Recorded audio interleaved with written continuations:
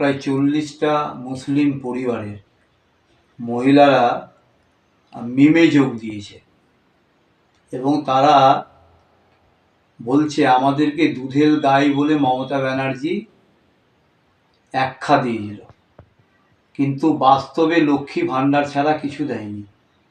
অন্যান্য এনডিএ এবং বিজেপি শাসিত রাজ্যে মুসলিম মহিলাদের শিক্ষা দীক্ষা এবং তাদের যে ইনকাম, তার তুলনায় পশ্চিমবঙ্গে লক্ষ্মী ভাণ্ডার ছাড়া কিছুই জুটেনি তাদের। তারা পরিযায়ী শ্রমিকে আজকে এখানে বাধ্য হয়েছে বাড়ি ঘরে ছেলে মেয়েদের ছেড়ে ভিন রাজ্যে, এনডিএ শাসিত রাজ্যে, বিজেপি শাসিত রাজ্যে যেতে। তো তাদের মোহভঙ্গ হয়েছে এবং বিবেক জাগ্রত হয়েছে।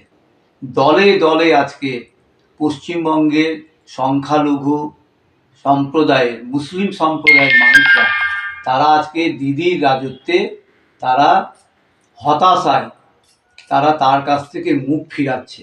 এটাই 26 নির্বাচনে দিদির মাথা খারাপের কারণ হয়ে দাঁড়িয়েছে। এবং যত দিন যাচ্ছে সংখ্যালঘু সম্প্রদায়ের মানুষের বিবেক জাগ্রত হচ্ছে।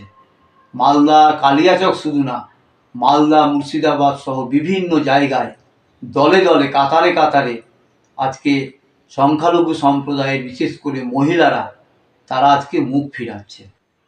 দেখি পাঠাতো আমার ইয়েতে।